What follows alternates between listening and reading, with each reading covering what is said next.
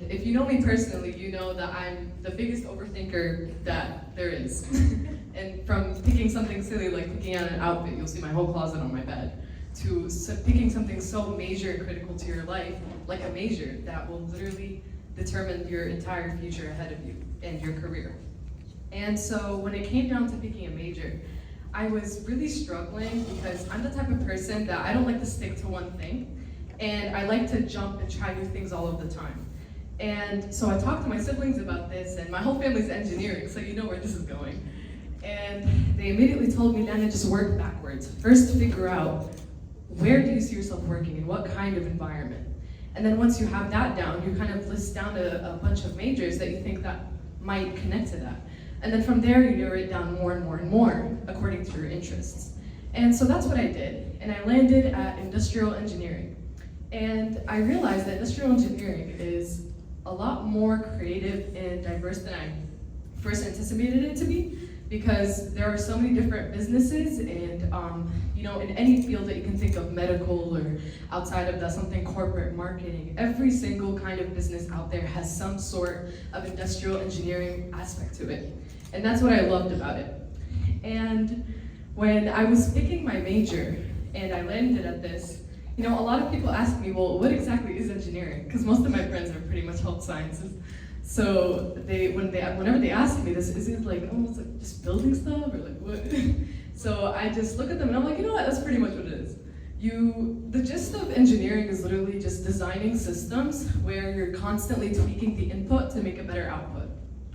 And if you really think about it in a deeper context, you can kind of apply that to a human.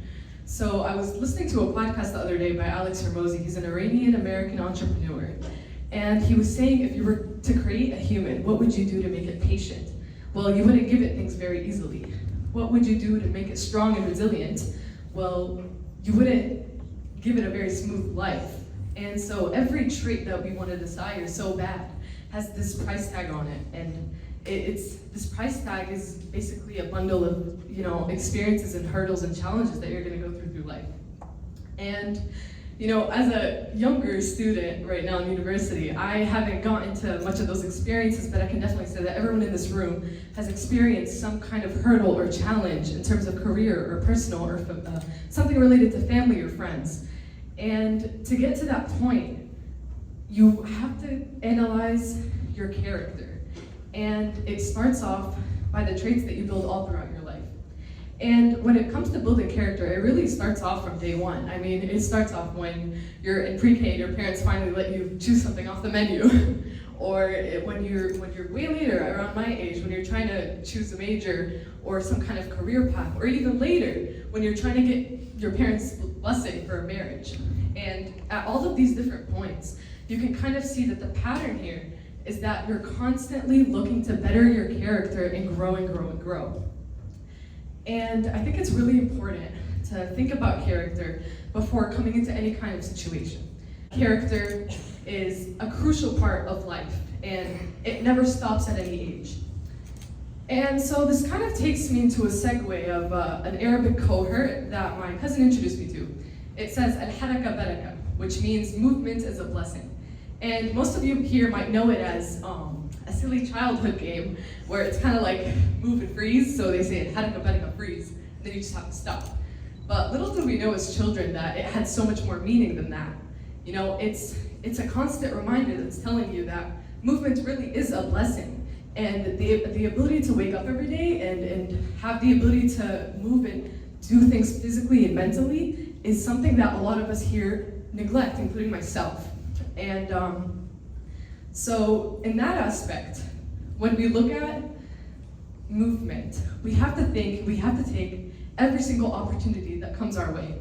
So it's really important to take into account that, whenever opportunities come up, there's always going to be pros, cons, risks, whatever it is. But you can't excuse the fact that if you pass by one of these opportunities just out of fear, you're only setting yourself up for failure.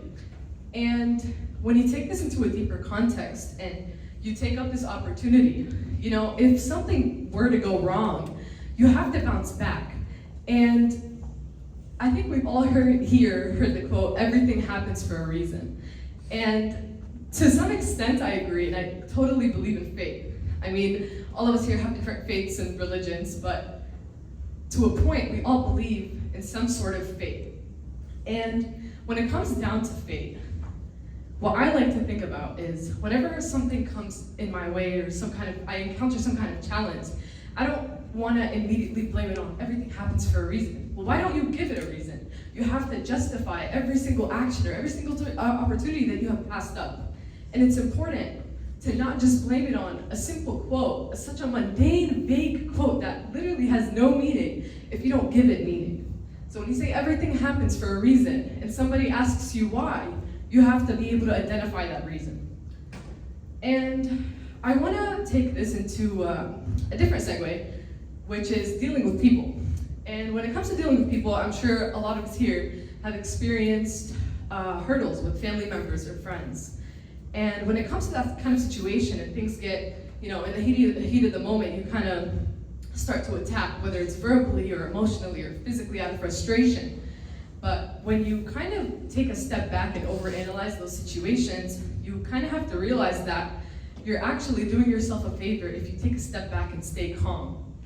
And when you do that, you're able to do a lot more for yourself than if you were to speak out of frustration, whether it's if you're saying hurtful words or just making a comeback. A savage mindset will never get you anywhere.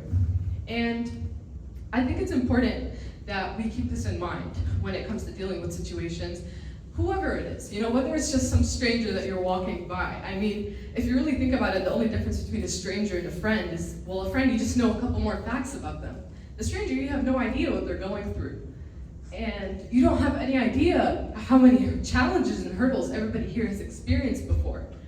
And so I want to tell you about a story about my cousin that I had just seen about 2 months ago in Dubai. And I mean, me and her have not seen each other in over 10 years. So we basically had to get to know each other. And she took me out and she was looking at me and she was like, so Lana, do you read books? Like what interests do you have? And I was like, oh, honestly, I'm not really I'm not that much of a bookworm, I'm not really into that stuff. But I do like books that talk about atomic habits. I think a lot of us here have heard about it. And she told me, oh my God, the other day I read this book. She tells me it's called Surrounded by Idiots. And this book, written by Thomas Erickson, is basically a book that hyper-analyzes people to the point where it categorizes them and their behavioral profiles as different colors. So they had it as red, green, yellow, and blue. And each color had its own pros and cons, right? When we think red, it's frustration, anger, right? But it's also the better quality of it, which is just having passion. And then there's blue, where it's you're staying calm all the time. But then when it comes to staying calm, you're kind of shy away from making the right decisions. So it's you want to have all of these traits, but everything really has a pro and con. And I don't think anybody here can really categorize themselves as one color. They kind of have to pick a little bit of here, a little bit of here, to really just make up the person that you are. And so when she told me about that book, I think it really just stuck with me, because I never had really thought about, especially when she mentioned Surrounded by Idiots. I mean, that was literally my first impression. So I was kind of like, what? But when she told me more about it, it made more sense for sure. But yeah. And so I think just the gist of how perspective is really significant, it applies to literally everything. And it applies to a legacy. It applies to the person that you have to leave some kind of accomplishment next to your name. And it doesn't have to be something materialistic as, oh, I did this, I made this much money, I had this job.